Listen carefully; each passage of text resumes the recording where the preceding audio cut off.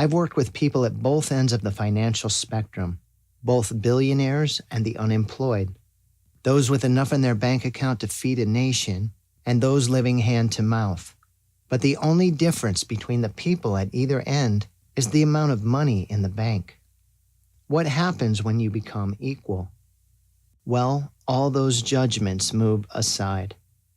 You start to communicate with people in a way that is honest and confident, and you open a space in which you understand them and accept them for what they are.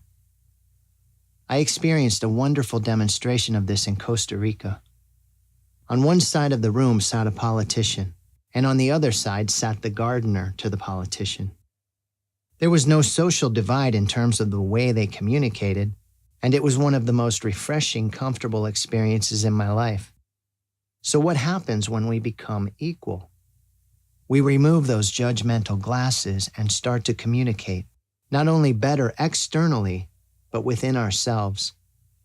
We remove the hierarchy in our social structure and begin to see people for their benefits as opposed to their weaknesses or inability to realize or rationalize something that has potential for growth and development.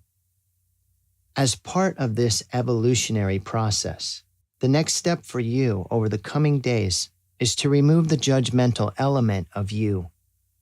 It's going to be an interesting step, as I imagine it isn't something you've practiced before or even entertained. But the next time you're in a shop, look at the people around you with a non-judgmental approach and take note of how your internal communication shifts, how perhaps your behavior shifts, how your whole energy system moves into a space of equality. Why is this important?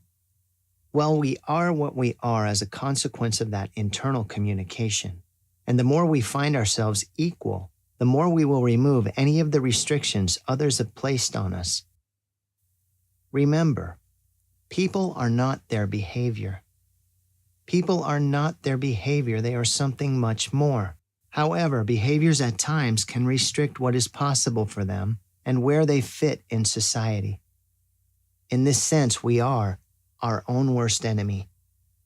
We have no need to put others in boxes, but we also put ourselves into boxes based on where we feel we fit into the jigsaw puzzle. Your task is to remove judgment, with your primary focus being to see others as equal, and your secondary focus being to question whether or not they are their behaviors, and question what could be causing them to behave in such a way. Removal of judgment is key to the overall development of self. The halo effect. You may have heard of the halo effect.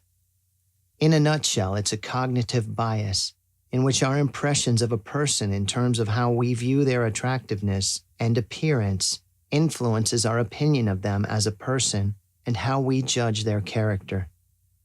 The Sage Encyclopedia of Social Science Research Methods gives the following definition.